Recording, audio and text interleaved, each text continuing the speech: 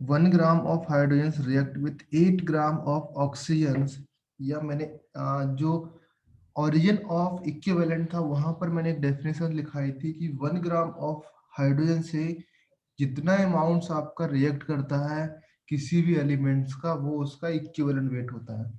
Clear है ना? और यू कैन से दैट कि 8 ग्राम ऑफ ऑक्सीजन से जितना अमाउंट्स ऑफ एलिमेंट रिएक्ट करता है वो उसका इक्विवेलेंट वेट होता है। तो ये इसका इक्विवेलेंट वेट हो गया ना, हुआ ना? और अगर मैं बोलूं तो वन इक्विवेलेंट्स, इसके वन इक्विवेलेंट्स रिएक्ट कर रहे हैं, इसके भी वन इक्विवेलेंट्स रिएक्ट कर रहे हैं, तो इसके वन इक्विवेलेंट्स फॉर्म होंगे कि नहीं होंगे?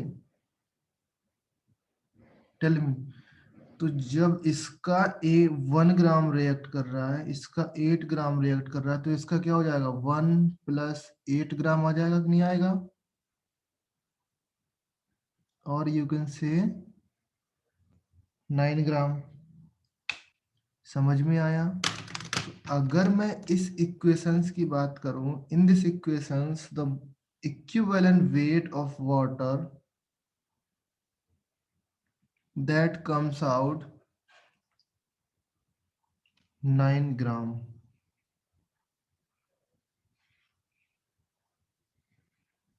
Okay, now if we talk about another example for this, water को हम लोग ऐसे भी तो बना सकते हैं, H positive plus OH negative, जो भी आप बता रहे थे, that also give 1H2O। Okay, फिर यहाँ पर इसके 1 ग्राम रिएक्ट कर रहे हैं, एंड यहाँ पर से इसके कितने ग्राम रिएक्ट कर रहे हैं? 17 ग्राम। ओके, देन इसके कितने ग्राम्स, एंड ये 1 इक्विवेलेंट्स होते हैं, this is also 1 equivalents, that gives us 1 equivalents. Okay, तो वाटर का कितना इक्विवेलेंट आएगा? 18 grams.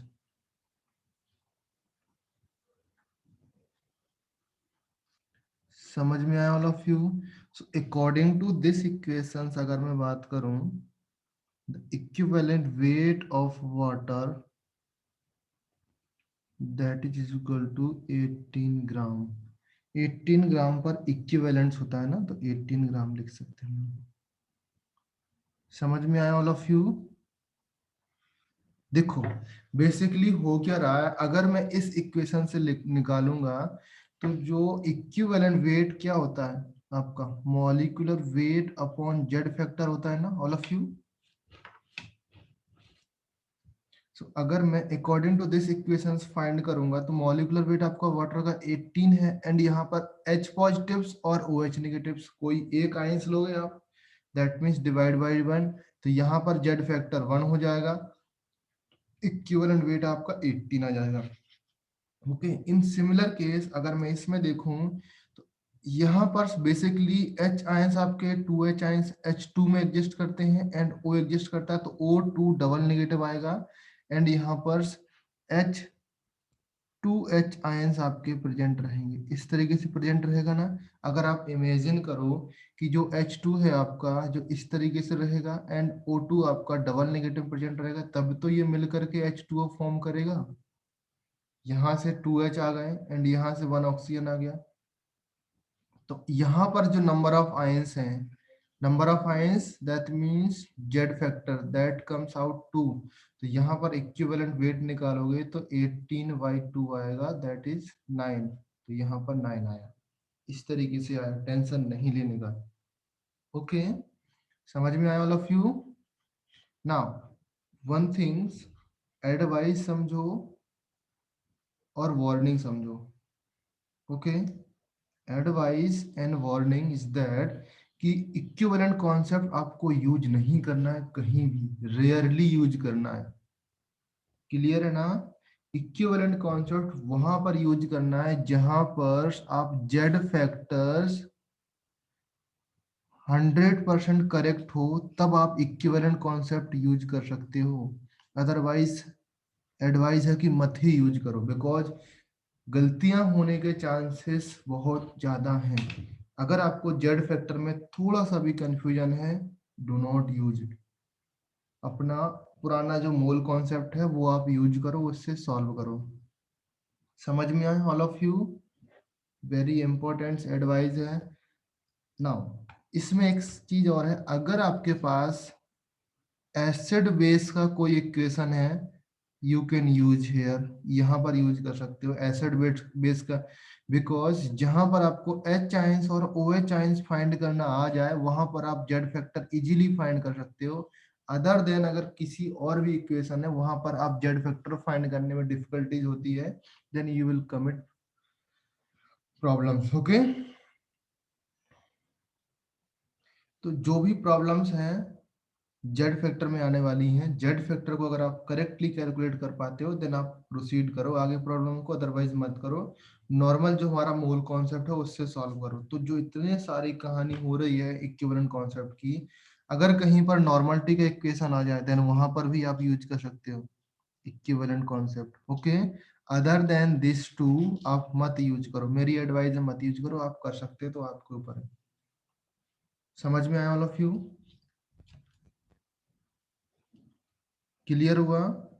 Shell we Yes. Start? Okay, now अभी हम नेक्स्ट चीज स्टार्ट करने वाले हैं ना, applications of equivalent concepts. Okay, या रिडॉक्स में क्या यूज होता है इक्विवेलेंट कॉन्सेप्ट्स का, वो हम लोग देखने वाले हैं। ओके, इक्विवेलेंट कॉन्सेप्ट कैसे फाइंड करते हैं? हमने एसिड देखा, बेस देखा, सॉल्ट देखा, आयंस देखा, रिडॉक्स रिएक्शन नहीं दिखी, तो हेडिंग लगाओ the application of redox reactions.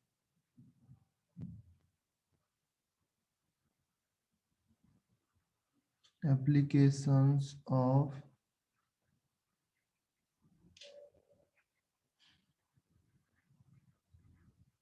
redox reactions,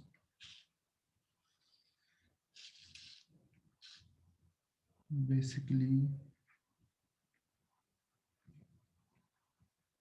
finding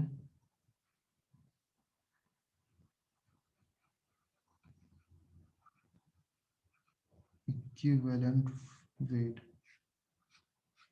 equivalent weight आपको फाइंड करना है। ओके, ना ऑल ऑफ यू सबको आइडिया है हाफ रिएक्शन कैसे फाइंड करते हैं? ना मैं इस तरीके से लिखता जाता हूं, आप लोग फाइंड करो। ना इफ वी, यहाँ पर मैं रिएजेंट लिखूंगा।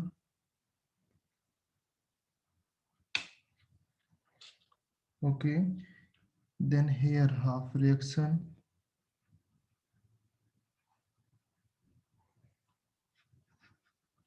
then here equivalent weight।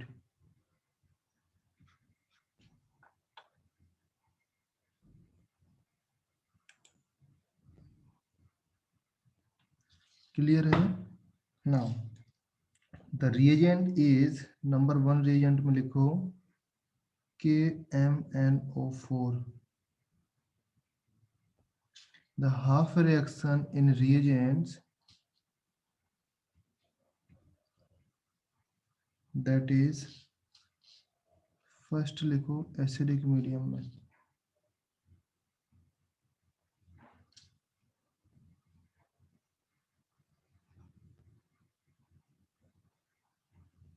acidic medium। In acidic medium the reaction follows like this। MnO4 से क्या बनता है बेटा एसिडिक मीडियम में? N+2। Mn+2। ओके, एंड अगर इसको बैलेंस करोगे आप लोग तो यहाँ पर 2H2 आ जाएगा, एंड यहाँ पर आएगा आपका 4H पॉजिटिव, 4 सॉरी 4H2। आएगा, एंड यहाँ पर 8H पॉजिटिव आएगा। Okay, and the number of electrons कितने आएंगे यहाँ पर? 5 इलेक्ट्रॉन्स। 5 इलेक्ट्रॉन। ओके, सो जो इक्विवेलेंट वेट होगा आपका, इक्विवेलेंट वेट क्या हो जाएगा? Molecular weight upon 5। ये 5 आप यूज कर सकते हो, और यू कैन से दैट कि द ऑक्सीडेशन नंबर डिफरेंस, यहाँ पर +7 है, यहाँ पर +2 है। द ऑक्सीडेशन नंबर जो डिफरेंस, ये +7 का जो डिफरेंस है, +7 एंड +2, यहाँ पर डिफरेंस कितना 5 ही आ रहा ना, तो यहाँ पर 5 से डिवाइड करना है। जेड इक्विवेलेंट कॉन्सेप्ट क्या होता है? Molecular weight upon Z factor होता है ना। देन जेड फैक्टर क्या होता था फॉर रिडॉक्स रिएक्शन के लिए? बताओ। नंबर ऑफ इलेक्ट्रॉन लॉस और गेन ऑक्सीडाइजिंग और रिड्यूसिंग एजेंट्स पर मॉलिक्यूल्स, यही होता था ना। नंबर ऑफ इलेक्ट्रॉन लॉस और गेन इन ऑक्सीडाइजिंग एजेंट्स और रिड्यूसिंग एजेंट्स पर मॉलिक्यूल्स। ओके, तो यहाँ पर अगर आप ऑक्सीडेशन नंबर मेथड से फाइंड करने जाओगे देन यहाँ पर डिफरेंस आएगा 5 का, तो आपको इस 5 से डिवाइड कर देना। और अगर हाफ रिएक्शन मेथड से यूज करने जाओगे तो यहाँ पर 5 इलेक्ट्रॉन आएंगे, तो इस 5 से डिवाइड कर देना। तो बेसिकली कहने का मतलब ये है जितने नंबर ऑफ इलेक्ट्रॉन लॉस होते हैं या गेन होते हैं किसी भी रिएजेंट में, या वो ऑक्सीडाइजिंग एजेंट हो या रिड्यूसिंग एजेंट्स हो, आपको उससे डिवाइड कर देना, वो उस स्पीसीज का मॉलिक्यूलर वेट इक्विवेलेंट वेट आ जाएगा। समझ में आया? तो ये इक्विवेलेंट वेट किसका है? इस KMnO4 का। समझ में आया ऑल ऑफ यू? क्लियर हुआ कि नहीं हुए?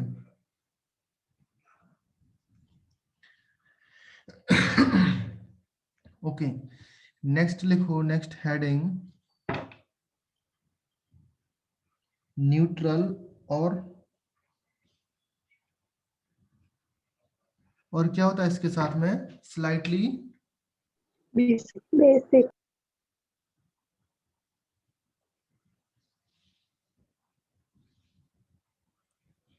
बेसिक को थोड़ा मत लिखो, एल्कलाइन लिखो। बेसिक और एल्कलाइन में there is a little difference. Okay, now in इसमें रिएक्शंस क्या होता है बेटा? MnO4 नेगेटिव से क्या बनता है? MnO2 प्लस आप बैलेंस करोगे दैट इज 2H2O इधर पर आएगा, and number of electrons 4H positive यहाँ पर आएगा, एंड नंबर ऑफ इलेक्ट्रॉन्स कितना आएंगे? अच्छा, बेसिक मीडियम में करना है। 4OH add. Okay, basic medium में then add 4OH negatives both sides, then final equations आपका आएगा MnO4 negatives plus 2H2O MnO2 plus 4OH negatives, then यहाँ पर आएंगे number of electrons 3। Okay, so आपका मॉलिक्यूलर वेट कितना हो गया? यहाँ पर इक्विवेलेंट वेट कितना हुआ? Molecular weight by 3. Weight by very good. Okay, next आपका है एसिडिक हो गया, न्यूट्रल हो गया, थर्ड है बेसिक। बेसिक और we can say strongly alkaline okay, very good. Now in strongly alkalines reactions क्या होती है बेटा? MnO4 नेगेटिव से क्या बनता है? MnO2। MnO2 बनता है, बहुत अच्छे। हाँ, 4 - से। देन यहाँ पर आप इसको यूज करोगे, यहाँ पर मैं इसको डायरेक्टली लिख रहा हूँ, आप लोग बैलेंस करके लिखना, मैं ऑक्सीडेशन नंबर से लिख दे रहा हूँ। ओके, देन ऑक्सीडेशन नंबर इधर पर होगा +7 एंड यहाँ पर +6। Okay, so number of electrons involve हो जाएंगे। बेसिकली आप ये बोल सकते हो यहाँ पर +1 इलेक्ट्रॉन्स ही आएगा। ओके, सो इक्विवेलेंट वेट क्या हो जाएगा? Molecular weight upon 1 1। ओके, चलिए, तो ये तो हो गए। एंड अगर जेड आपको नहीं आइडिया तो जेड आपको लिख सकते हो, Z is the number of electron lost और gain per molecule of oxidizing agents or reducing agents. Okay, और इसको इस तरीके से भी पोर्ट्रेट कर सकते हैं, total number, total change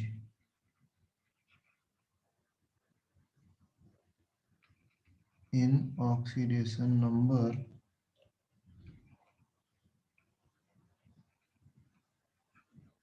per molecules of oxidizing agents, reducing agents. याद रखना जो अंडरलाइन कर रहा हूं, per molecules. क्लियर है ना, समझ में आया? सो इस तीनों को याद रखने का एक ट्रिक है, ट्रिक ये है, ट्रिक कुछ नहीं है, BAN बेन 153, बेसिक मीडियम में 1 होता है, एसिडिक मीडियम में 5 होता है, न्यूट्रल मीडियम में 3 होता है। तो बेन 153 ये आप याद कर सकते हो, ये मेरा बनाया हुआ था एक टाइम पर, अगर आपको कुछ यूजफुल है तो आप याद करो, अदरवाइज नहीं। Okay, BAN 153, BAN means, B means जो स्ट्रांगली बेसिक है, ए मींस एसिडिक है, एन मींस न्यूट्रल है, न्यूट्रल मींस वीकली अल्कलाइंस और स्लाइटली अल्कलाइन। समझ में आया? तो ये आपको याद रखना है, आप इस तरीके से भी रख सकते हो। ओके, नेक्स्ट स्पीसीज हम K2Cr2O7 के बारे में देखेंगे, दैट इज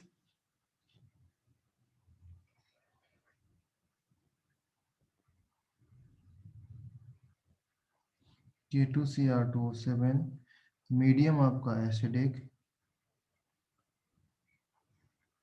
ओके, रिएक्शन आपकी होगी, क्या बनता है बताओ anybody? Cr+3 Cr+3 3 plus 7H2O, very good, and यहाँ पर 14H पॉजिटिव्स। ओके, देन आपको यहाँ पर +6 इलेक्ट्रॉन ऐड करना पड़ेंगे। Okay, so total oxidation number change कितना आया? 6। ओके, सो आपका मॉलिक्यूलर वेट अपॉन कितना हो जाएगा? 6। Very good. Now third species is that H2O2। H2O2 का नाम सुना है ना आपने? ना, इसको भी मैं एसिडिक मीडियम में देख रहा हूं अभी। Okay, in acidic mediums the reactions of H2O2 like H2O2 that gives us O2 plus 2H positives। Okay, that means यहाँ पर 2 इलेक्ट्रॉन्स आ जाएंगे। समझ में आया? ओके, नहीं समझ में आया तो ये सीखो अभी, बिकॉज एसिडिक मीडियम में इस तरीके से ब्रेक होता है H2O2। ओके, क्योंकि ये दोनों रिएक्शंस K2Cr2O7 एंड KMnO4 मैंने बता चुका हूँ, जो अभी पॉइंट नंबर 3 से जो नीचे आने वाली है वो नहीं बताया आप लोगों को, तो वो लोग आप सीखना है। H2O2 एसिडिक मीडियम में इस तरीके से ब्रेक होता है, तो यहाँ पर 2 इलेक्ट्रॉन्स की रिक्वायरमेंट होगी। दैट मीन्स यहाँ पर मॉलिक्यूलर वेट अपॉन कितना आ जाएगा? 2। Okay, now if we talk about basic mediums, then reactions क्या होगी? H2O2, इसी पर ही आप OH ऐड कर दो, 2H ऐड कर दोगे तो आपकी रिएक्शंस फॉर्म हो जाएगी O2 plus 2H2O plus of 2 electron and plus of 2OH negatives. इसी रिएक्शन में आप क्या करोगे? Add OH negative. ओके, तो आपका मॉलिक्यूलर वेट कितना आएगा? MW/2। MW means molecular weight, याद रखना उसको। Okay, and the next species oxalic acid. Anybody give me the formula of oxalic acid? H2C2O4. और COOH का होल ट्वाइस, इस तरीके से भी लिखते हैं. Okay, in acidic medium the reaction H2C2O4 gives us two. अभी याद रखना है, जो चीज लिखा रहा हूं एसिडिक मीडियम में, ये चीज कंपलसरी है, ऐसा होना ही होना है. अगर ऑक्जेलिक एसिड आया तो एसिडिक मीडियम में CO2 बनेगा ही बनेगा. ओके, डजन मैटर इसके साथ XYZ और क्या क्या है वो होगा, तो भी आपका CO2 फॉर्म होगा. CO2 किससे फॉर्म हो रहा है? ऑक्जेलिक एसिड से. समझ में आया ना? Just like KMnO4 and K2Cr2O में हो रहा था. Plus 2H positive plus 2 electron. तो मॉलिक्यूलर वेट कितना आ जाएगा इधर पर? Molecular weight Y2. क्लियर है? Now if we talk about basic mediums, then equations आएगी C2O4 double negatives, that gives us CO2, फिर से CO2 मिलता है प्लस 2 इलेक्ट्रॉन. तो यहाँ पर टेंशन लेने का नहीं है. H2C2 ऑक्जेलिक एसिड आया तो आपको क्या बनाना है? CO2 आपको बनाना ही बनाना है. अगर वहां पर रेडॉक्स रिएक्शंस हो रही है तब. अगर रेडॉक्स नहीं हो रही है देन कुछ और कंपाउंड बन सकता है. That is molecular weight Y2 here also. Okay, next compounds in this series. Sir ऊपर OH आयंस नहीं आते हैं कहाँ पर? बेसिक में. बेसिक में OH आयंस इधर पे कहीं पर है क्या? हाइड्रोजन है नहीं क्या? नहीं सर, OH आयंस क्यों आएंगे? नहीं आएंगे. ओके, आप अगर आप H2C2 करते हो देन OH आयंस आ जाएंगे. बेसिकली आप इधर पे करोगे, इसी मीडियम में आप OH आयंस ऐड करोगे, दैट मींस वो बेसिक की इक्वेशन आ जाएगी. ये तो मैंने रॉ फॉर्म, जो स्केलेटल फॉर्म होता है ना, वो लिखा है मैंने, हाँ सर. है ना? आप इसको बैलेंस है, बट अगर H आयंस के OH आयंस के फॉर्म में लिखना है देन इसमें आप ऐड करो, देन आ जाएगा आपका answer. Yes sir. Na2S2O3. Anybody give me the name of this compounds? Sodium thiosulfate. Very good. इसको शॉर्ट में हम लोग क्या बोलते हैं? हाइपो ही बोलते हैं. And the name of is sodium thiosulphate. Very good बेटा.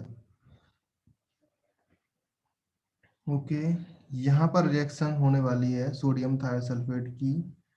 H2O3 डबल नेगेटिव, सोडियम तो अलग हो जाएगा बिकॉज सोडियम की ऑक्सीडेशन नंबर चेंज नहीं होने वाली. Okay, and that converted to S4O6 double negatives plus of 2 electron. अगर इसको आप बैलेंस करोगे इधर पर 2 से मल्टीप्लाइड करके, ये एसिडिक और बेसिक मीडियम पे डिपेंड नहीं करता, डायरेक्टली रिएक्शन हो जाएगी. ओके, देन यहाँ पर आपका मॉलिक्यूलर वेट अपॉन कितना हो जाएगा? 1 और 2? 2. 2. क्यों 2 हो गए बेटा? मैंने रिएक्शंस क्या लिखा है? नंबर ऑफ इलेक्ट्रॉन्स इन्वॉल्व या गेन और लॉस पर मॉलिक्यूल्स ऑफ ऑक्सीडाइजिंग एजेंट. यहाँ पर कितने मॉलिक्यूल्स हैं? 2. तो 2 मॉलिक्यूल्स के लिए 2 इलेक्ट्रॉन की रिक्वायरमेंट, तो 1 मॉलिक्यूल्स के लिए 1 इलेक्ट्रॉन्स की रिक्वायरमेंट होगी कि नहीं होगी? Yes sir. 1 समझ में आया सबको?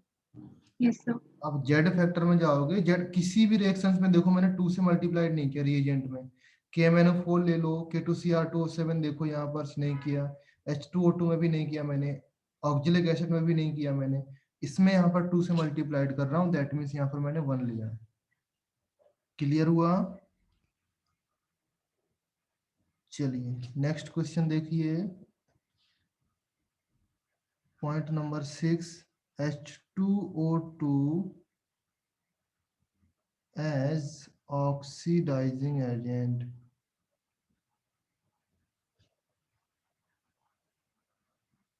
H2O2 ऑक्सीडाइजिंग एजेंट्स की तरह बिहेव करेगा इन एसिडिक मीडियम।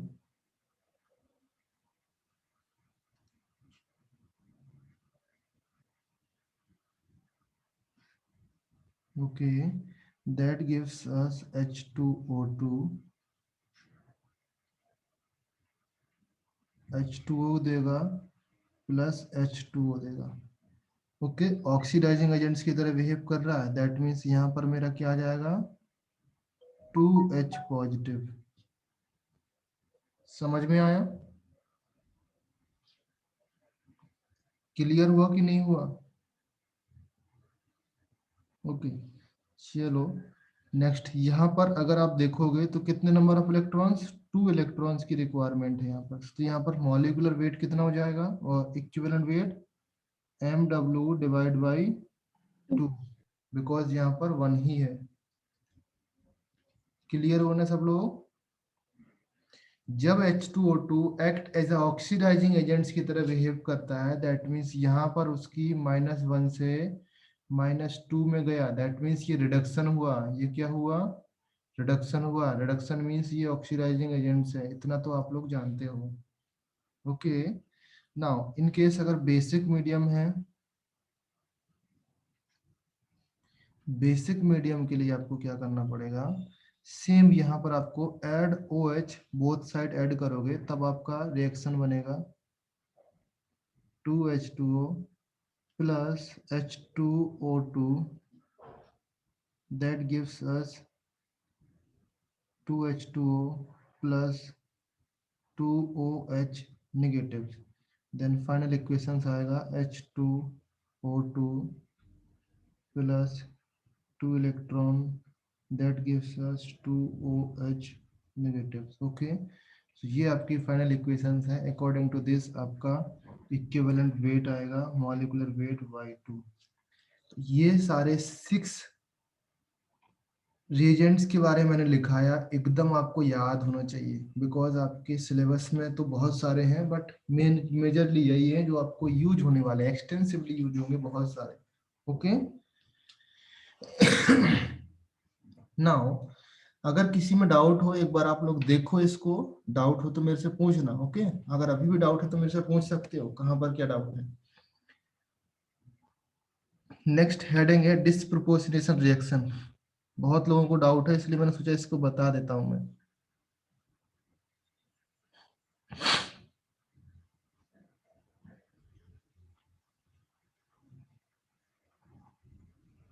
एनीबॉडी कोई बताएगा डिस्प्रोपोर्शनेशन रिएक्शंस क्या होते हैं? From A one single reaction. reaction undergoes reduction and oxidation. Very good. Sir, a single compound undergoes oxidation and reduction. चलो अभी थोड़ा सा और डिफरेंट और डीप में चलते हैं हम लोग। In a disproportionation reaction,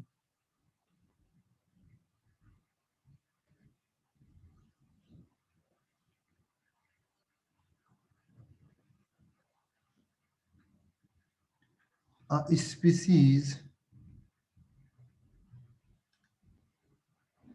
species behave in two complementary role।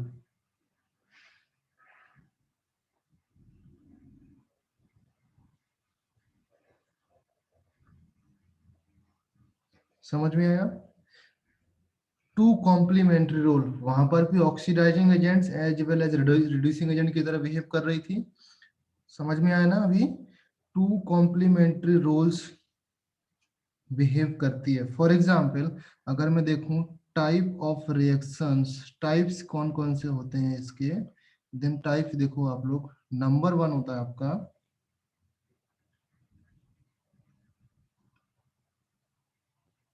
Acid base disproportionation.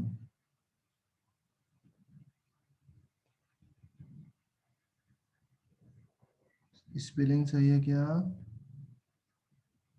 अभी सही है।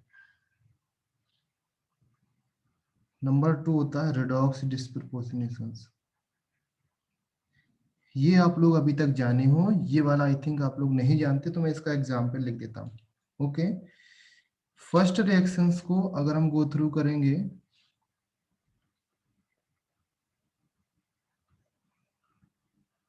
इसको हम लोग डिटेल्स में पढ़ेंगे, मैं एसिड बेस को सिर्फ इंफॉर्मेशन के लिए आपको बता रहा हूँ।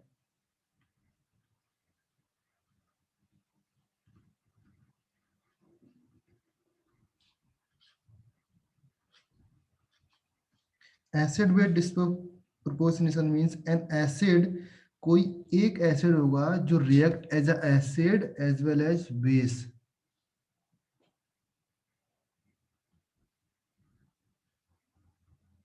N acid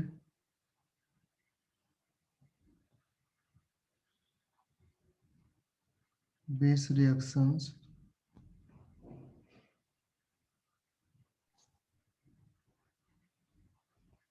in which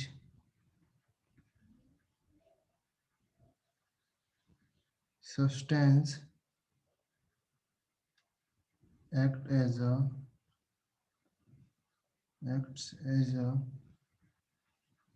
acid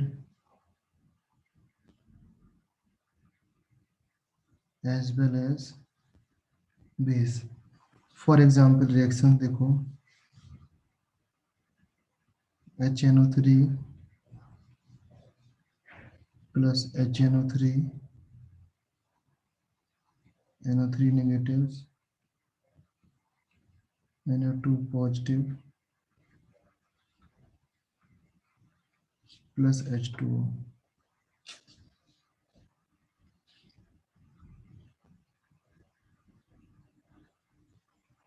जो H आयन देता है वो क्या बनता है? एसिड। यही होता है ना? यहां से H आयन निकला, इससे यहाँ पर क्या हो जाएगा? H positive and NO3 negative, यही होगा ना? यहाँ पर H positive and NO3 negative, H positive यहाँ से निकल गया मेरा, एंड यहाँ से क्या निकला? OH ions. यहाँ से निकलेगा OH आयंस, यहाँ से निकलेगा H आयंस। ओके, एंड दोनों मिलकर के क्या फॉर्म कर जाएंगे? This H ions, this H ions, this OH ions forms water। समझ में आया बेटा? तो जो OH आयंस देता है वो आपका बेस होता है, जो H आयंस देता है वो आपका एसिड होता है। यहाँ पर HNO3 सेम एलिमेंट्स है ना, सेम ही एसिड है या सेम ही एलिमेंट, सेम कंपाउंड्स है। तो व्हेनेवर यू टॉकिंग अबाउट कि सेम कंपाउंड्स एसिड और बेस की तरह रिएक्शंस करे, that is the acid base disproportionation reactions. समझिए नाउ? Yes. ये जस्ट आपका इन्फॉर्मेशन था। अभी हम लोग डीप में नॉलेज डीप देखेंगे कि द रिडॉक्स रिएक्शंस। हेडिंग लगाओ अच्छे से, रिडॉक्स डिस्प्रपोर्शनेशन रिएक्शंस।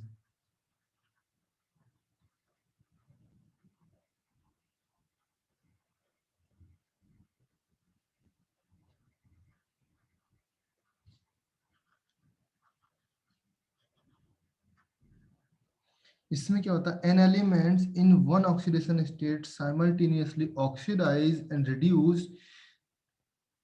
समझ गए? कोई एक एलिमेंट्स है साइमल्टेनियसली ऑक्सीडाइज हो रहा है एंड रिड्यूस हो रहा है, तो वो आपका डिस्प्रपोर्शनेशन रिएक्शंस है। और एन एलिमेंट्स, ये आपको डेफिनेशन लिखा हुआ है, सबको आता है? An elements in one oxidation state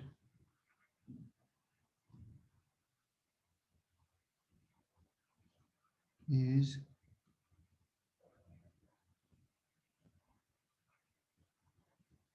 simultaneously oxidize and reduce. और इसका मतलब क्या है, अगर इन अदर वर्ड्स में मैं बोलूं, that means the same elements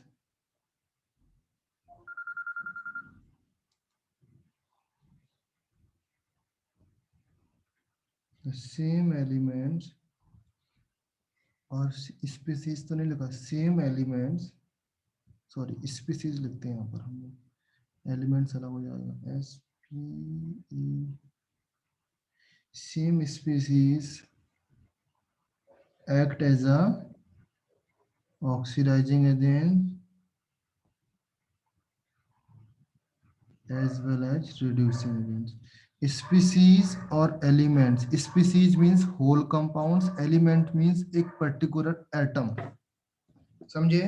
Elements means मैं बात कर रहा हूँ particular atoms की, species means the whole compounds जो oxidizing agents और reducing agents में behave कर रहा है, समझे?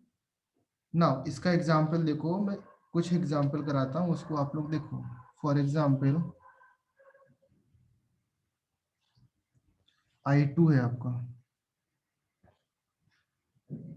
I2 कन्वर्ट होता है IO3 negative plus I negative. Now oxidation state of I2 0 and IO3 में +5 I नेगेटिव -1।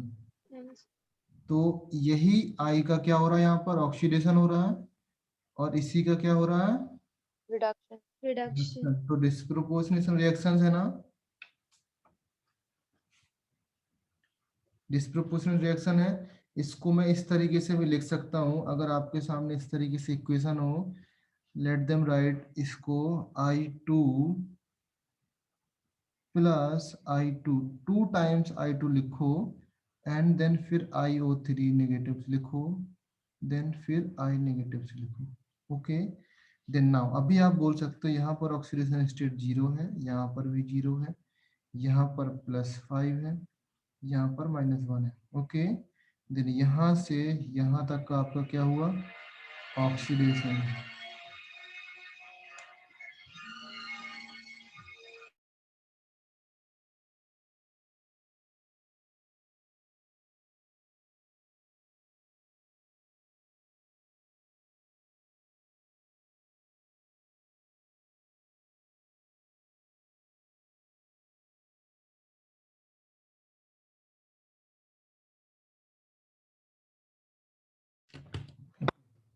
ऑक्सीडेशन हुआ and the same compounds hair,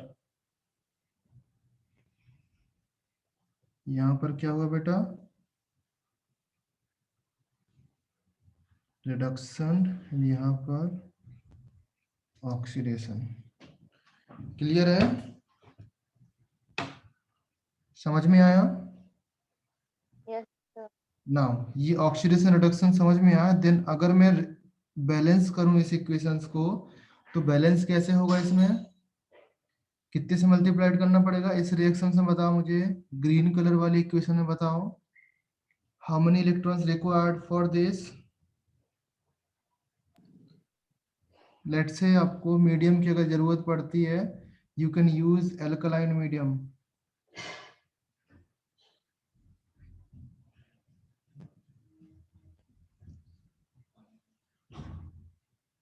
is there any requirement? Balance करने के लिए फर्स्ट ऑफ ऑल आपको एटम बैलेंस करना है। यहाँ पर कितने एटम्स हैं आई के, एंड यहाँ पर कितने एटम्स हैं, 1। तो मुझे यहाँ पर 2 से मल्टीप्लाइड करना पड़ेगा, करना पड़ेगा कि नहीं? Yes sir. Number of electrons कितने हो जाएंगे, 0 -2। इस 2 का इससे मल्टीप्लाइड कराएंगे ना फिर, तो यहाँ पर -2 इलेक्ट्रॉन्स। Is that okay? समझ में आया ना सबको? सेम यहाँ पर देखो, यहाँ पर कितना आई है, इस ग्रीन ब्लू कलर में देखो कितने नंबर ऑफ आई है, 2। यहाँ पर कितने नंबर ऑफ आई है, 1। So you can balance them also. यहाँ पर 2 से मल्टीप्लाइड करोगे, लेट्स चेंज द कलर, 2 से मल्टीप्लाइड करोगे, now see the oxidation number difference कितना हो जाएगा, 0 माइनस ऑक्सीडेशन नंबर डिफरेंस, कितने नंबर ऑफ इलेक्ट्रॉन्स की जरूरत होगा यहाँ पर, -10. -10। Very good. Yes, sir. अच्छा -10 होगा तो यहाँ पर प्लस होगा, आपने ध्यान नहीं दिया, यहाँ पर +2 एंड यहाँ पर -10 इलेक्ट्रॉन्स। क्लियर है? देन बैलेंस करने के लिए नेक्स्ट स्टेप क्या हो जाएगा, मल्टीप्लाइड करना पड़ेगा ना, फिर ऐड करना पड़ेगा। मैं ऑक्सीडेशन नंबर मेथड यूज कर रहा हूँ बेटा, ओके याद रखना। देन इसमें मल्टीप्लाइड बाई 5 करना पड़ेगा, am I right? Yes. Okay then next step क्या हो जाएगा, tell me. 5i2 plus i2 equal to 2iO3 negative plus 10i negatives, यही होगा। सबको समझ में आया?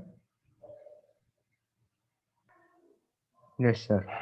एल्कलाइन मीडियम में आपको यूज करना है तो क्या कर सकते हैं, पहले एसिडिक मीडियम में यूज करो एंड देन फिर उसमें OH ऐड करो। कर सकते हो ना? ये आपका होमवर्क है, इधर से आप कंटिन्यू करना। ओके मैं इसको डायरेक्टली लिखता हूँ यहाँ पर, आई थिंक +6H2 आएगा। आपको पहले एसिडिक में बैलेंस करना है, देन बेसिक में जाना है। आप मेरे ऐसे मत करना भी बेटा, ओके समझ में आया? पहले आप एसिडिक में जाओ फिर आप बेसिक में आओ, ओके डायरेक्टली बेसिक करने का मत ट्राई करो, गलतियां हो जाएंगी, डेफिनेटली गलती करोगे आप, 100% आई एम श्योर कि आप गलती करोगे। 2iO3 negative plus 10i negatives plus 6H2O, okay तो अगर इसमें 2 से डिवाइड कर दूं मैं, देन आपकी इक्वेशन आ जाएगी 3i2 plus 6OH negatives iO3 negatives plus 5i negatives plus 3H2O, ये आपका फाइनल इक्वेशंस हो गई।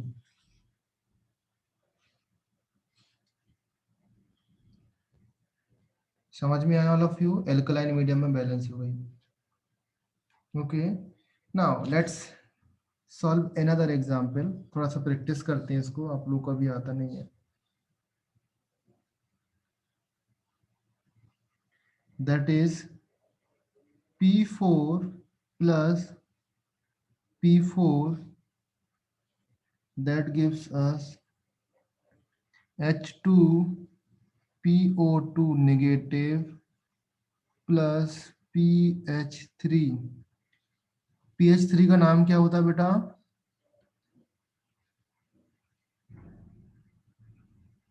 Phosphine gas, very very poisonous gas, phosphine gas लिख सकते हैं आप लोग।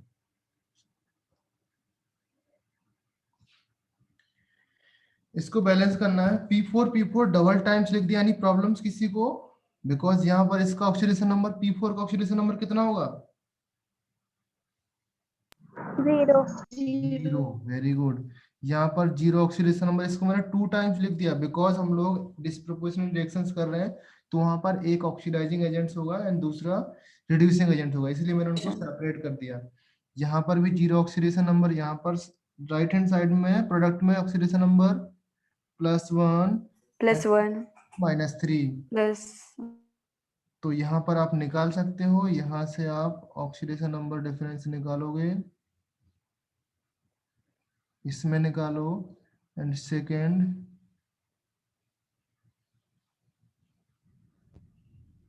इसमें निकालो। कितने नंबर ऑफ इलेक्ट्रॉन्स की रिक्वायरमेंट होगी? फर्स्ट ब्लैक लाइन में बताओ।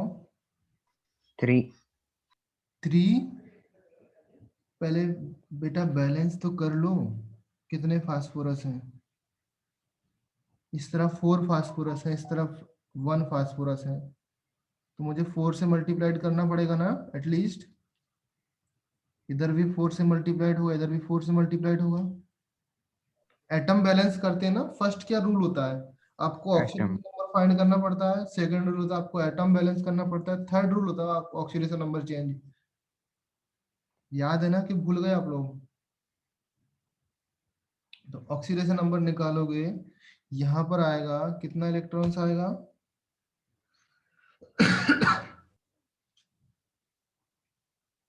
बोलो बोलो। इन दिस केस आपके आएंगे minus of minus minus plus of 12 electron. अगर किसी को डाउट है अभी पूछ सकता है चैट बॉक्स में मैसेज करके, अदरवाइज आपको कंफ्यूजन हमेशा रहेगा। 4 इलेक्ट्रॉन्स आएगा यहाँ पर। ओके, देन मुझे मल्टीप्लाइड करना पड़ेगा 3 से हेयर। देन आपका इक्वेशन आएगा just like P4 P4 3P4 12H2 PO2 negative plus 4PH3, ये आपकी इक्वेशन आएगी। ओके ना, इसको एल्कलाइन मीडियम में बैलेंस करना है। क्या करोगे एल्कलाइन मीडियम में बैलेंस करने के लिए?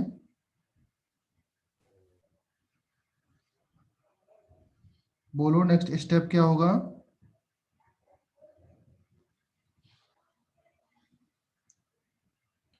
Anybody? Charge balance sir. Charge, charge balance करना है। चार्ज लेफ्ट हैंड साइड कितना है? 0 राइट हैंड साइड कितना चार्ज है? -12। -12। तो मैंने ऐड कर दिया 12H पॉजिटिव ऐड कर दूंगा मैं, चलेगा? Yes sir.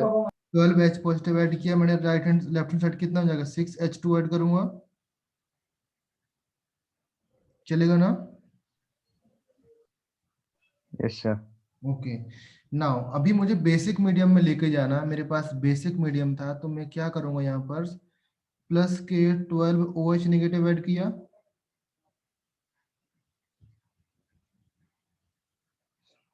किया ना? सर H पॉजिटिव की वजह को OH में रिप्लेस करने का क्या है सर? हाँ सॉरी, यहाँ पर पॉजिटिव है, पॉजिटिव है। H पॉजिटिव रिप्लेस नहीं करने का, इसमें ऐड करते हैं एक्स्ट्रा।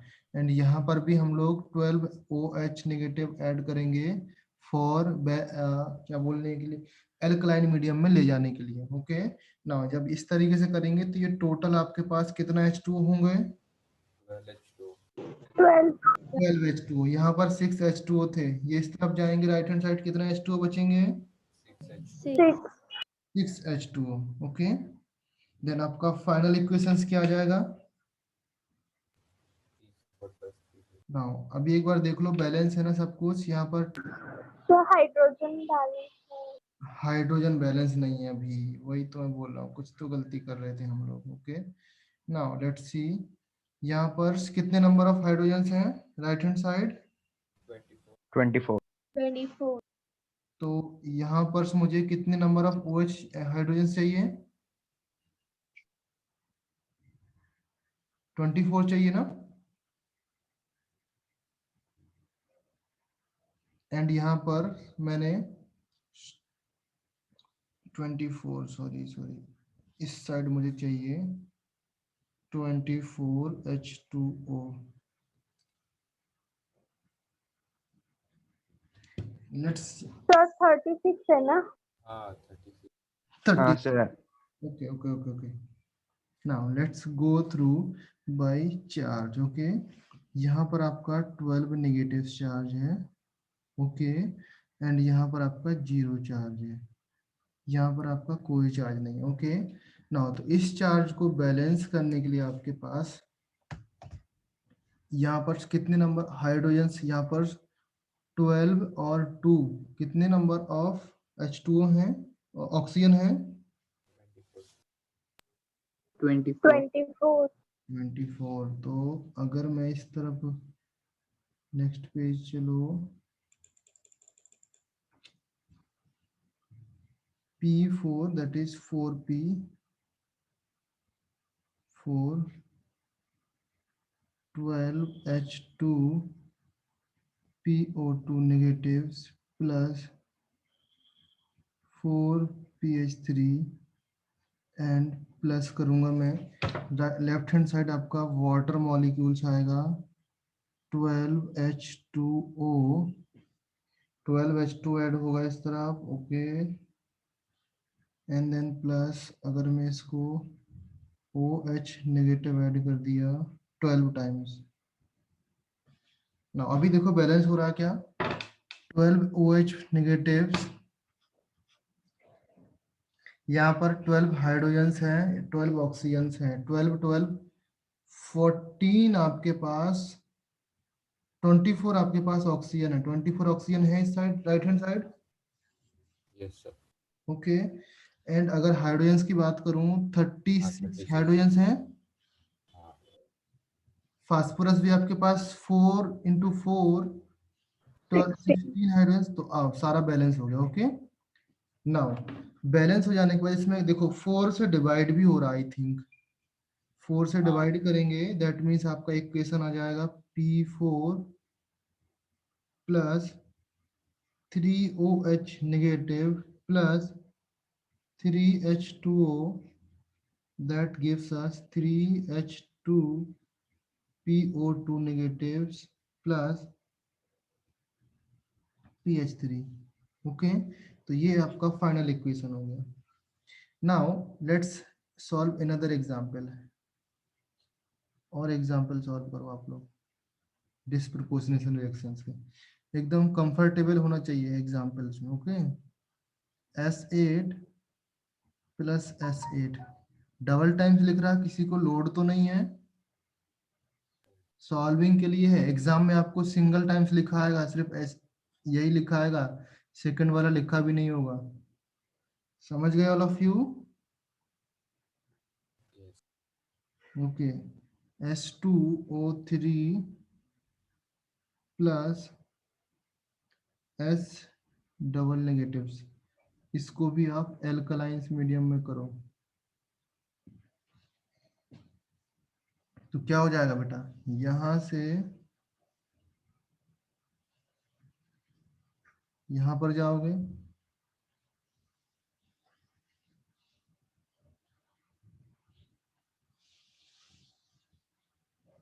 यही होगा ना, यस सॉरी मैंने इधर पे नेगेटिव्स नहीं देखा,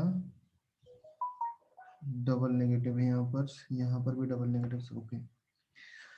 now whenever you find the oxidation number, अगर ऑक्सीडेशन नंबर आप फाइंड करने जाओगे तो यहाँ पर S8 में ऑक्सीडेशन नंबर कितना है, 0। 0 यहाँ पर भी 0, यहाँ पर आपका ऑक्सीडेशन नंबर आएगा 2, +2 ओके, एंड यहाँ पर ऑक्सीडेशन नंबर -2, ओके। तो अभी देखो आपको एटम बैलेंस करना है फर्स्ट ऑफ ऑल, अगर मैं बाई दिस जाऊं देन मुझे 4 टाइम्स करना पड़ेगा, ओके। देन 4 टाइम्स किया, देन कितने नंबर ऑफ इलेक्ट्रॉन्स, माइनस के 16 इलेक्ट्रॉन्स, क्लियर। एंड इस रेड कलर में कितने नंबर ऑफ इलेक्ट्रॉन्स, यहाँ पर मुझे 8 से मल्टीप्लाइड करना पड़ेगा, देन 8 to 16 प्लस के 16 इलेक्ट्रॉन्स, आई थिंक ये खुद से बैलेंस है, डायरेक्टली इसमें लिख सकते हैं हम लोग, S8 2 टाइम्स S8 हो जाएगा, that is equal to 4 S2O3 double negatives plus 8 S double negatives plus 12 H2O, okay, and अगर मैं बैलेंस करूंगा then 24 OH negatives, समझ में आया,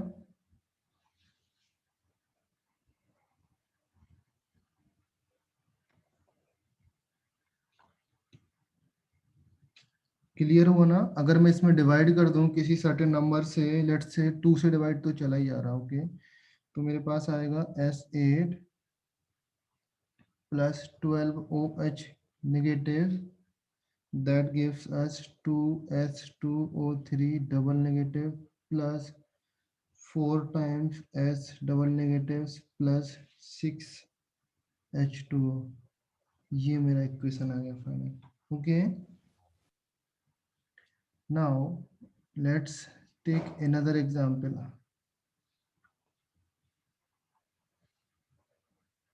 Cl2 plus Cl2, that gives us ClO negative plus Cl negatives। Okay, इसको भी आपको solve करना है इन एल्कलाइंस मीडियम। ओके, हिंट में दे रहा हूं, यहाँ पर ऑक्सीडेशन नंबर +1 है, यहाँ पर ऑक्सीडेशन नंबर -1 है, यहाँ पर 0 है, यहाँ पर 0 है। Okay, this is your homework. ठीक है, कर लोगे? Any problem? कुछ प्रॉब्लम है क्या? कर लोगे या नहीं? हाँ कर लेंगे। Very good. नाउ नेक्स्ट हम लोग चलते हैं फाइंडिंग द इक्विवेलेंट वेट। अगर आपके पास कोई रिएक्शन दी है, उसमें आपको इक्विवेलेंट वेट फाइंड करना है, तब आप कैसे फाइंड करोगे? Let's say find the equivalent weight of FeSO4 in given reaction। Okay, the reaction है आपका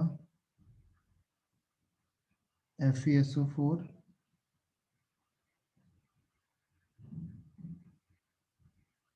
half H2SO4 Fe2SO4 का whole thrice plus H ions plus electrons. समझ में आया? ये रिएक्शन दी है, देन यहाँ पर FeSO4 का इक्विवेलेंट वेट निकालना है। तो आप क्या यहाँ पर देख रहे हो? आपको दिख रहा है नंबर ऑफ इलेक्ट्रॉन एक्सचेंज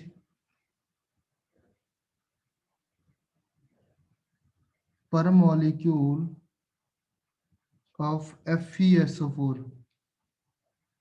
कितने नंबर ऑफ इलेक्ट्रॉन्स एक्सचेंज हो रहे हैं? 1। बिकॉज आपका FeSO4 1 है। अगर मैं यहाँ पर 2 बोलता, then number of electrons change हो सकते थे, देन मुझे पर मॉलिक्यूल्स लेके जाना है। समझे? तो द इक्विवेलेंट वेट कितना हो जाएगा?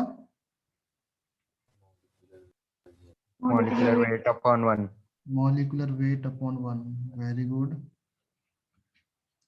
Okay, now let's take another example. Question number 2. When SO2 is oxidized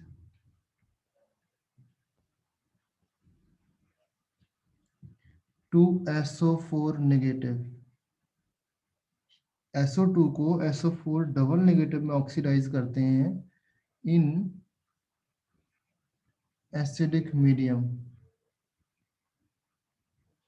okay, then calculate equivalent weight of SO2। Calculate कर पाओगे ना? तो इसके लिए आपको इक्वेशन तो एटलीस्ट आना चाहिए। SO2 से क्या बन रहा मेरा? SO4 नेगेटिव बन रहा। ओके, कौन सा मीडियम है आपका? एसिडिक। H आयंस होगा ना। जब इसको बैलेंस करोगे, H आयंस आपका यूज होगा। तो H आयंस यूज करने के लिए मुझे फर्स्ट ऑफ ऑल क्या करना पड़ेगा? इस तरफ मुझे H2O लगाना पड़ेगा। H2O 2 टाइम्स H2O होगा। देन यहाँ पर मुझे 4 H आयंस लगाना पड़ेंगे। 4 H आयंस लगाया प्लस 2 इलेक्ट्रॉन्स इस तरफ आया। ओके, इक्विवेलेंट वेट कितना हो गया? Molecular weight by 2। Molecular weight by 2। Simple है ना? Yes। आप यहाँ पर ऑक्सीडेशन नंबर कितना था? +4, यहाँ पर ऑक्सीडेशन नंबर +6, +6. यहाँ से भी आप निकाल सकते थे, आपको रिएक्शन भी नहीं बनाने का था। डिपेंड करता आप क्या, आपके दिमाग में कौन सा चीज पहले स्ट्राइक कर रहा है। Okay, now let's question number 3।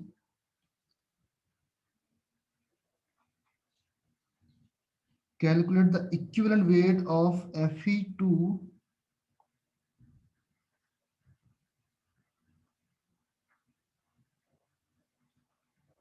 FeC2O4 if it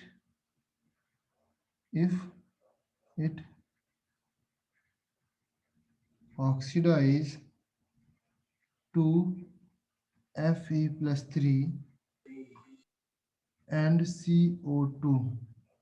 अभी निकालना है आपको, इक्विवेलेंट वेट निकाल पाओगे? इस कंपाउंड्स का इक्विवेलेंट वेट निकालना, ये ऑक्सीडाइज हो रहा है इसमें एंड इसमें। तो first of all in this reaction, in this type of questions, यहाँ पर FeC2O4 है ना, ये आपका एग्जिस्ट करता है Fe+2 and C2O4 double negative में। जानते हो कि नहीं आप लोग? देन आपका Fe+2 converted to Fe+3 and C2O4 double negative converted to CO2। now यहाँ पर आप बैलेंस करोगे,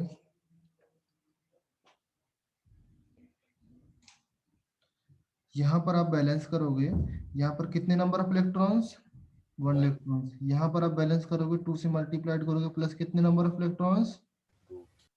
तो total number of electrons, because अगर इसको ऐड करूंगा या कंबाइन करूंगा तभी तो जाके मेरा Fe2CO3 बनेगा। ये Fe, ये कंबाइन करूंगा ये मैं, तो क्या बनेगा मेरा FeC2O4। देन यहाँ पर टोटल नंबर ऑफ इलेक्ट्रॉन्स कितने रिक्वायर हुए? तो इक्विवेलेंट वेट कितना हो जाएगा? MW/3।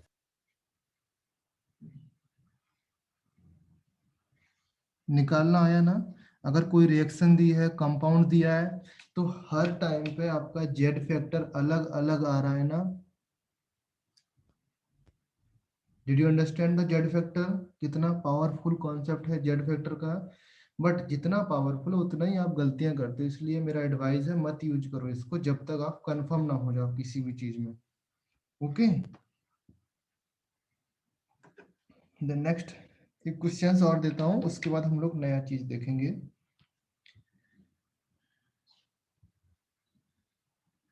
क्वेश्चन है calculate the equivalent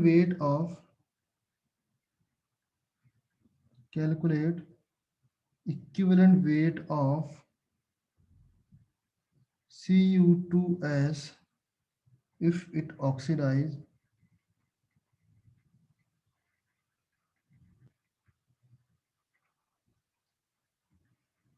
to Cu+2 and SO2। निकाल लोगे? सेम है जैसे मैंने ऊपर कराया। फर्स्ट ऑफ ऑल आपको देखना है ये किस में एग्जिस्ट करता है। Cu+ में एग्जिस्ट करता है, Cu2S है, this is existed at Cu positive and S double negatives. Okay, तो ये Cu+ जो है ये कन्वर्ट हो रहा है आपका किस में? Cu+2 में, Cu+2 में। ओके, बट आपके पास यहाँ पर कितने C हैं? 2। तो यहाँ पर कितने C हैं? 2। ओके, एंड यहाँ पर मैंने 2 से मल्टीप्लाइड कर दिया एंड यहाँ पर मैंने 2 इलेक्ट्रॉन्स ऐड कर दिए। 2 इलेक्ट्रॉन्स ऐड किए ना?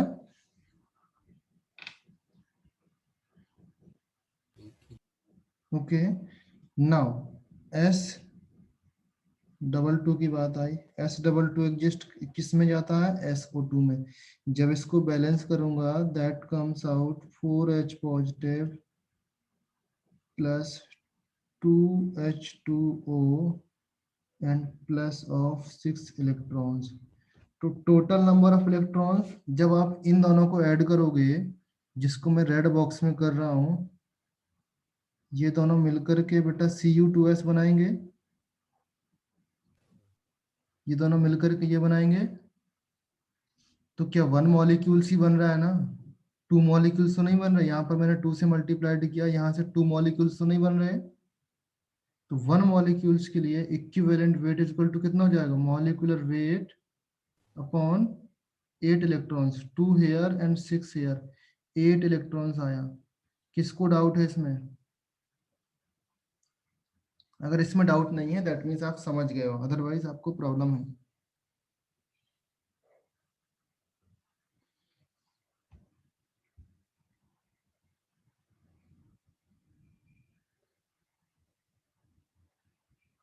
नहीं है डाउट ना, आगे बढ़ूं एवरीवन? ओके, सो चलिए नेक्स्ट है द इक्विवेलेंट वेट निकालना। Next is the very important. Okay, calculate the equivalent weight of disproportionation reactions. Okay, क्या करना है आपको? Equivalent weight calculations of a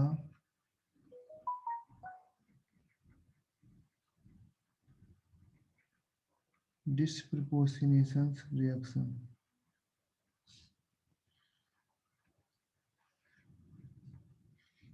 Very important and powerful concept. Okay, let's take आपका disproportionation reactions आपका क्या था, I2 था, that converted to IO3 negatives plus I3। यही रिएक्शन थी ना। Basically the objective to find the equivalent weight, आपके objectives होते हैं नंबर 1 आपको फाइंड करना पड़ेगा equivalent weight of I2 for calculations of equivalent weight of I2, number 1 that is equivalent weight as oxidizing agents and as reducing agents। ये आपको find करना, जो आपका सेपरेट सेपरेट I बनता था ना, उन दोनों का इक्विवेलेंट वेट आपको फाइंड करना है। Okay, and then composite reactions, जो आपकी कंपोजिट रिएक्शन है उसका इक्विवेलेंट वेट फाइंड करना है। Okay, and then the next step है आपका verifications of law of chemical equivalence. Verifications भी करना है आपको, verifications of law of chemical equivalence.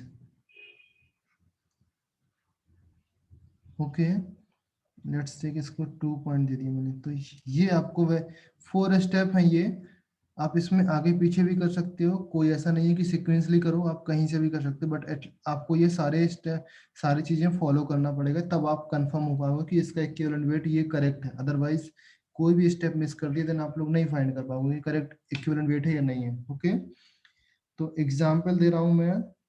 Example था मेरा I2, ध्यान से देखना, अगर कंफ्यूजन है तो पूछना मेरे से। I2 plus I2 that goes to IO3 negatives plus I negatives, यही जाता था ना। इसको बैलेंस करते थे, अगर बैलेंस करूंगा मैं तो फर्स्ट मेरा, अगर मैं ऑक्सीडाइजिंग हाफ रिएक्शन लिखूंगा तो दैट गिव्स अस I2 से मेरा IO3 नेगेटिव जाएगा, IO3 नेगेटिव से गया, देन मुझे ऐड करना पड़ेगा एल्किल मीडियम में था, एल्कलाइन मीडियम में, that means 3H2O plus 6OH negative. Okay, plus 5 electrons, at least ये करना पड़ेगा मुझे। ओके, 3 6 6 6, हाँ सारा बैलेंस है। ओके, नाउ रिडक्शन हाफ आएगा मेरा। रिडक्शन हाफ में मेरा I2 से फॉर्म हो रहा है आई नेगेटिव्स, यहाँ पर 2 से मल्टीप्लाइड नहीं किया मैंने। एटलीस्ट आप भी वेरीफाई करते जाओ कोई एटम बैलेंस है या नहीं है, सारे एटम बैलेंस है देन ओके आएगा, अदरवाइज गलती कर सकते हैं हम लोग। देन यहाँ पर आएगा 2y एंड मुझे यहाँ पर इलेक्ट्रॉन्स ऐड करने पड़ेंगे, 2 इलेक्ट्रॉन्स ऐड करना पड़ेगा यहाँ पर, प्लस ऑफ 2 इलेक्ट्रॉन्स, इस तरीके से करो I2 प्लस 2 इलेक्ट्रॉन। ओके, अगर मैं बोलूं this is reducing agents and this is oxidizing agents, इतना तो आप फाइंड करना जानोगे, बिकॉज यहाँ पर क्या हो रहा है आपका ऑक्सीडेशन हो रहा है एंड यहाँ पर आपका रिडक्शन हो रहा है, सेकंड में रिडक्शन हो रहा है, फर्स्ट में ऑक्सीडेशन हो रहा है। Okay, now according to this अगर मैं जेड फैक्टर फाइंड करूं, Z factor for reducing agents, reducing agents mean okay for balance कर लो पहले आप इसको, बैलेंस करने के लिए इलेक्ट्रॉन बैलेंस करने के लिए मुझे इसमें मल्टीप्लाइड करना पड़ेगा विथ, कितने से मल्टीप्लाइड करना पड़ेगा 5 एंड 2। अगर मैं रिड्यूसिंग एजेंट्स की बात करूं,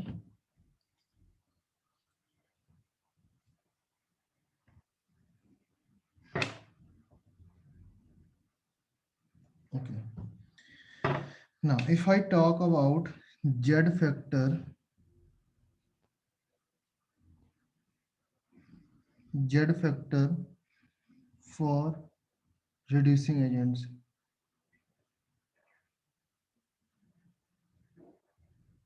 I2 की बात कर रहे हैं हम लोग, कितना आ जाएगा 10, बिकॉज जितने नंबर ऑफ इलेक्ट्रॉन्स रिक्वायरमेंट होते हैं उतने ही तो हो जाएंगे ना।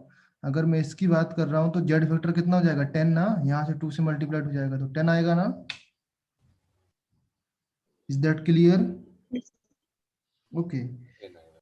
नाउ इक्विवेलेंट वेट अगर मैं फाइंड करूं, equivalent weight of I2 as a reducing agents कितना आ जाएगा बेटा, Molecular weight by 10.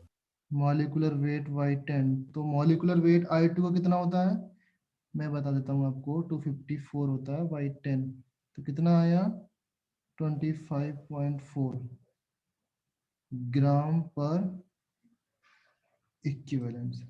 समझ में आया ये चीज, क्लियर हुई ना? Now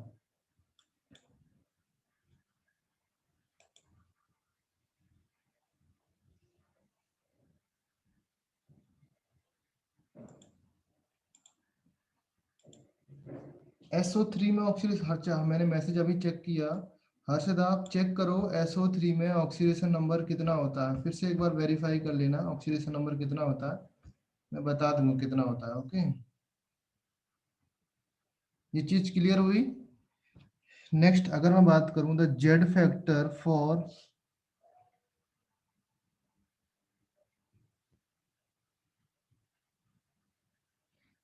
I2 as a oxidizing agents कितना आएगा 10. 2। 5. ओके,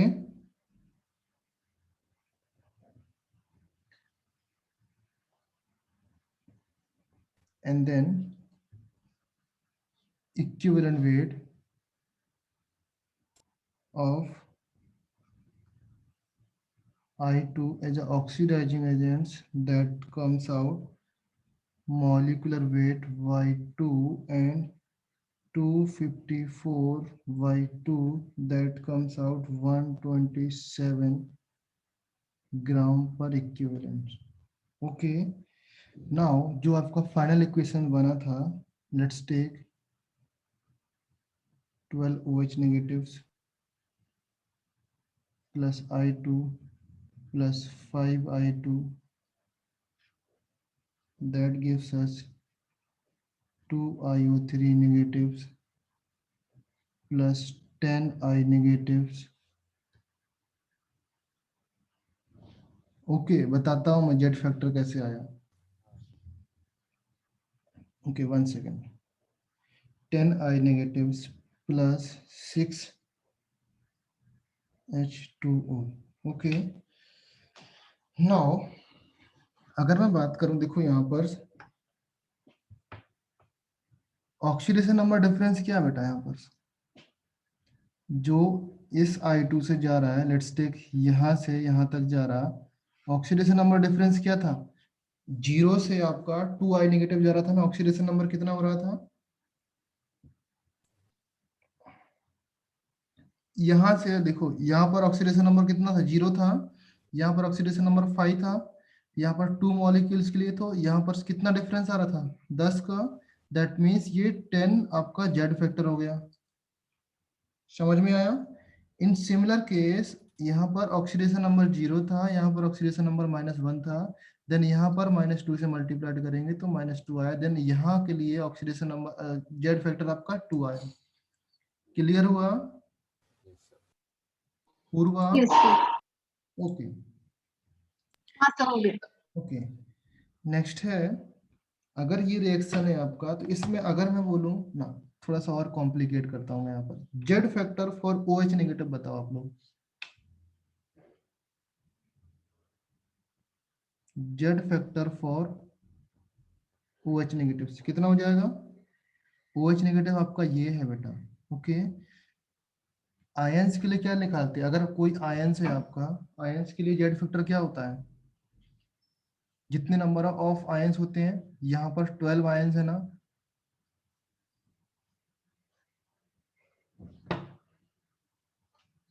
लेट्स मैं राइट डाउन करता हूँ, आप लोग थोड़ा सा इसमें स्टडी करना, 10/12 आएगा, okay. And equivalent weight of for OH negatives that comes out 17/10/12, okay. So ये हो जाएगा 17 × 12/10, that comes out 20.4 ग्राम पर इक्विवेलेंट। इसको आप खुद से करना, मैं एक्सप्लेन करूंगा, एटलीस्ट आप लोग थोड़ा सा दिमाग लगाओ, इसमें कुछ भी नहीं किया मैंने। यहाँ पर क्या हुआ, exchange of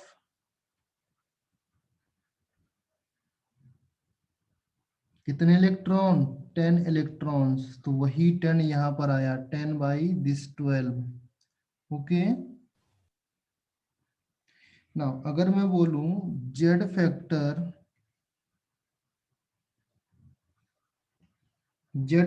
for H2O,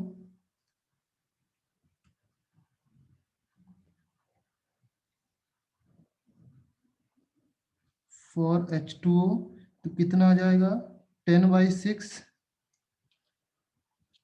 and equivalent wait of H2O that comes out 18 × 6 divided by 10, that is 10.8 ग्राम पर इक्विवेलेंट, ओके। और अगर मैं बोलूं एवरी एलिमेंट्स का जेड फैक्टर निकाल रहा हूं मैं, Z factor for IO3 negatives का निकालो, Z factor for IO3 negatives that comes out कितना आएगा, 10/2। IO3 के कोफिशिएंट्स कितना है, 2, एंड 10 इलेक्ट्रॉन्स आपके एक्सचेंज हुए, तो 10/2, दैट इज 5, ओके। सो अगर इक्विवेलेंट वेट ऑफ IO3 निकालूं कितना आ जाएगा, Molecular weight by time.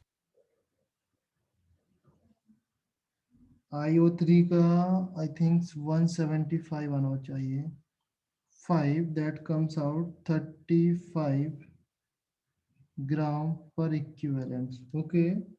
Now if I talk about the equivalent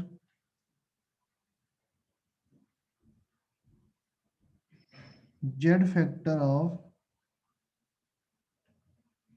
I negatives, I negative बचा ना,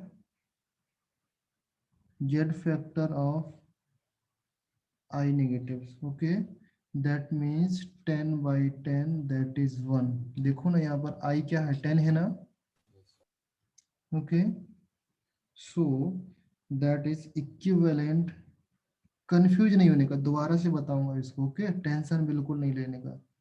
okay, equivalent weight of I negative, that is 127 upon 1, that comes out 127 gram per equivalent.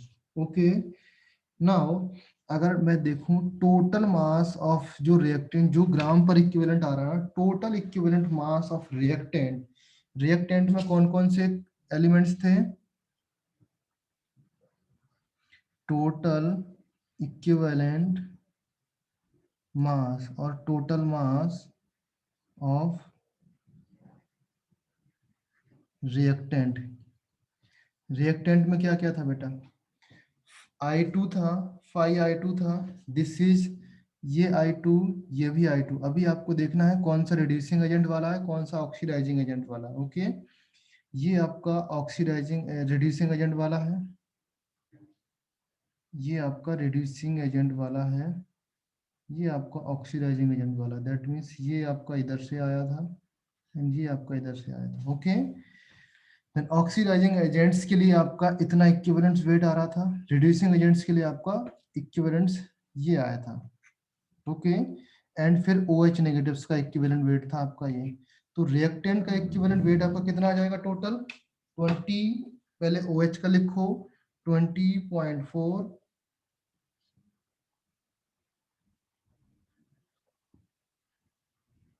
Plus 25.4 ये reducing agent का, plus 127 ये oxidising agents का। लिख देता हूं मैं, ऑक्सीडाइजिंग एजेंट्स, रिड्यूसिंग एजेंट्स, ये आपका OH के लिए, that is equal to 172.8। Okay, next आपका आएगा टोटल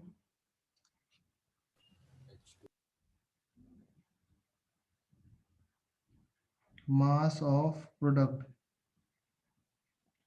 प्रोडक्ट का काउंट करेंगे, प्रोडक्ट के लिए फर्स्ट ऑफ ऑल आपका 35, ये IO3 प्रोडक्ट बन रहा है, ये 35 हो गया, देन I नेगेटिव्स का एंड देन H2 होगा, तीनों को ऐड करो, that comes out 35 plus 175 plus 10.8। नीचे लिख रहा हूँ, this is for H2O, this is for I negatives and this is for IO3 negatives. Okay, so total आपका आया 172.8।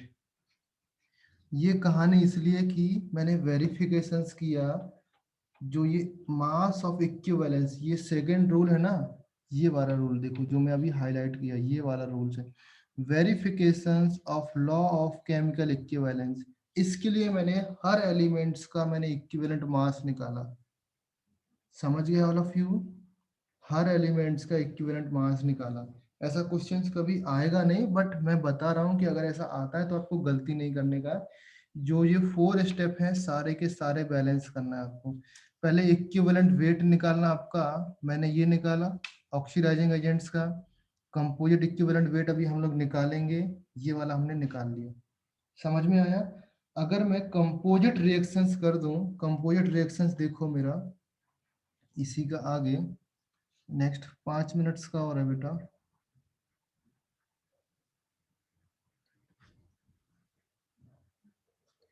इन composite reactions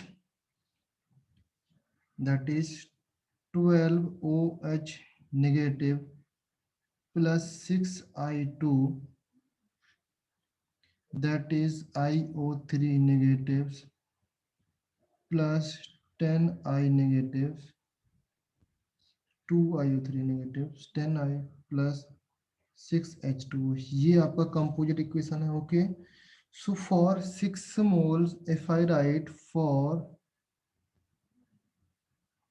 6 mole of I2, the number of electron exchange, number of electron exchange कितना हो रहा था? 10 हो रहा था ना बेटा? for 1 mole, 1 mole के लिए निकालूं, that is 10/6। समझ में आया? सिमिलर कहानी आपकी यहाँ चल रही थी। 10 मोल्स यहाँ पर 12 मोल OH के लिए कितने नंबर ऑफ इलेक्ट्रॉन्स का एक्सचेंज हो रहा था? 10। अगर मैं 1 मोल्स OH के लिए नंबर ऑफ इलेक्ट्रॉन का एक्सचेंज निकालूंगा तो 10/12 आ जाएगा। सिमिलर कहानी यहाँ पर 5 मोल्स ऑफ I2 के लिए कितने नंबर ऑफ इलेक्ट्रॉन्स एक्सचेंज हो रहा था? I2 के लिए ये यहाँ पर किधर गया? ओके, I2 का हम लोग नीचे निकालना है। यहाँ पर 2 मोल्स ऑफ IO3 के लिए number of electron exchange 10। 2 moles of I2 के लिए तो 1 moles of I2 number of electrons कितने आ जाएंगे? 5। दैट मीन्स 1 मोल्स के लिए आपका Z फैक्टर 5 आ जाएगा। ओके, नेक्स्ट है तो equivalent weight, that means the equivalent weight of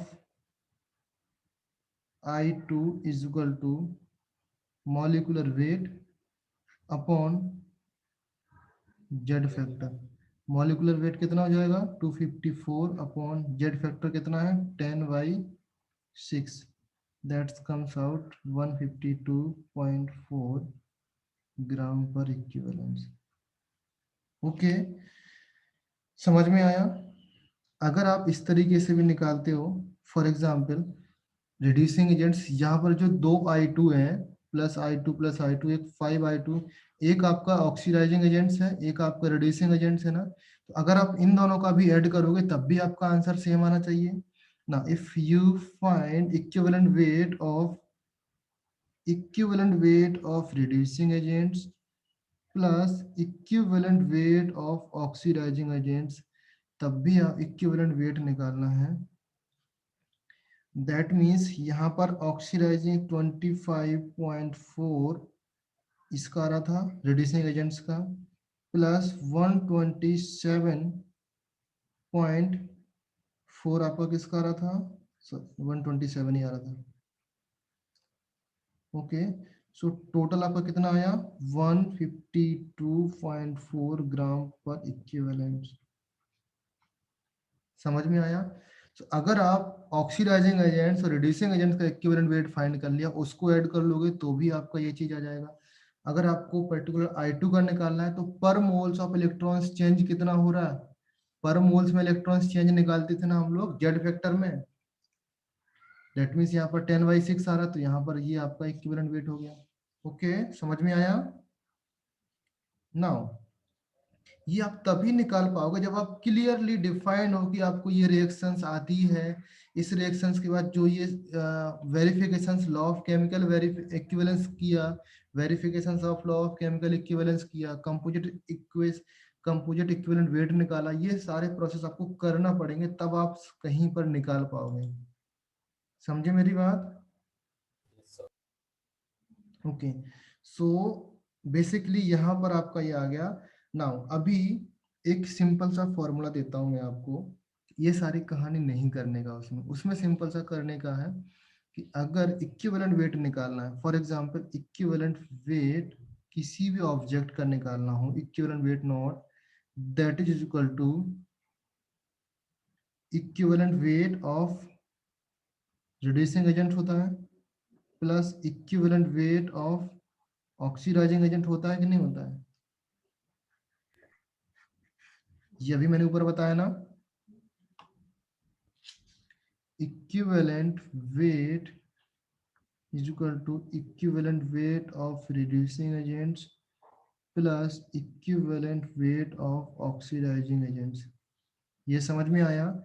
अगर मुझसे इससे मुझे जेड फैक्टर निकालना है रिड्यूसिंग एजेंट्स का, ऑक्सीडाइजिंग एजेंट्स का, तो जेड फैक्टर निकालने के लिए मैं क्या करूंगा? 1/Z0, दैट इज Z0 क्या है? Complete Z factor of reducing agents, जो दोनों का जेड फैक्टर आ रहा, that is equal to oxidizing agents के लिए जेड फैक्टर क्या था, या ऑक्सीडाइजिंग एजेंट के लिए जेड फैक्टर कितना आ रहा था?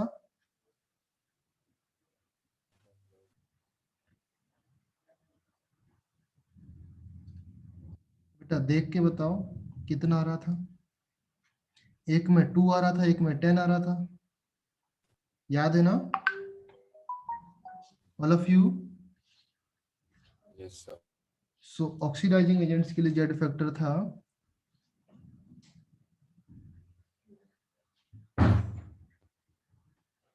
1 अपॉन रिड्यूसिंग एजेंट्स के लिए आप थोड़ा सा देख लेना किसके लिए 10 आ रहा था। आई थिंक रिड्यूसिंग एजेंट्स के लिए आपका 10 आ रहा था एंड प्लस ऑक्सीडाइजिंग एजेंट्स के लिए 2 आ रहा था। ओके, तो जो कंप्लीट आपका जेड फैक्टर होगा, जेड नॉट होगा, दैट इज इक्वल टू कितना आ जाएगा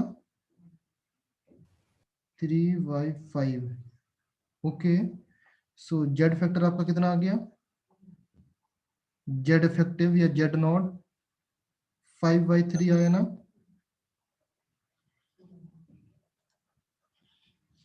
5/3 आया कि नहीं आया? Yes. ओके, नाउ ये 5/3 आपका जेड इफेक्टिव आया। अगर ये आप निकालना सीख गए देन आपका इक्वेशंस को वो सारी कहानी नहीं करने का जो मैंने अभी तक बताया ना, सिर्फ ये वाला आप सीख लो, ऊपर का कहानी कुछ जरूरत नहीं उसमें। ओके, जो इतना सारा कहानी कंपोजिट रिएक्शंस आपको बैलेंस करना है, ऑक्सीडाइजिंग एजेंट्स, रिड्यूसिंग एजेंट्स का निकालना, ये सब कुछ जरूरत नहीं है। अगर आप जेड नॉट निकालना सीख गए, जेड नॉट निकालना सीख गए, देन आप इक्विवेलेंट वेट, आपका इफेक्टिव इक्विवेलेंट वेट आपका आ जाएगा, that is equal to molecular weight upon Z naught. Molecular weight कितना है I2 का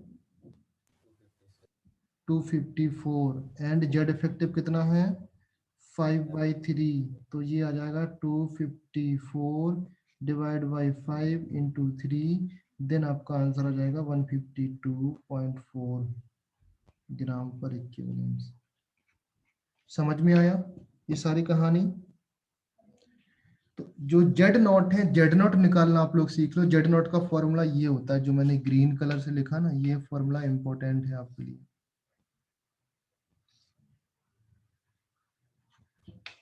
okay, 1 upon reducing agents plus 1 upon oxidizing agents. Okay, ना ये जेड इफेक्टिव आ गया। कभी कभी क्वेश्चन है पता आपको, सिर्फ सिंपल पूछता है कि what is the Z effective of this equations. जो आपका डिस्प्रोपोर्शनेट रिएक्शन लिखा रहेगा उसमें जेड इफेक्टिव पूछेगा। बोर्ड्स में क्वेश्चन आते हैं इस तरीके से। तो ये वाला कॉन्सेप्ट पर्टिकुलरली जो मैंने लास्ट में बताया, इस कॉन्सेप्ट को आप रिपीट करना एंड देन नेक्स्ट क्लास में मे बी मैं इस पे 1-2 प्रॉब्लम्स कराऊं जेड इफेक्टिव निकालने के लिए एंड देन आगे प्रोसीड करेंगे। Okay, so any doubts for today's lecture? कुछ डाउट है क्या किसी को? कहीं पर भी डाउट है तो वो रुक सकता है, otherwise you can leave now. Okay, bye bye everyone.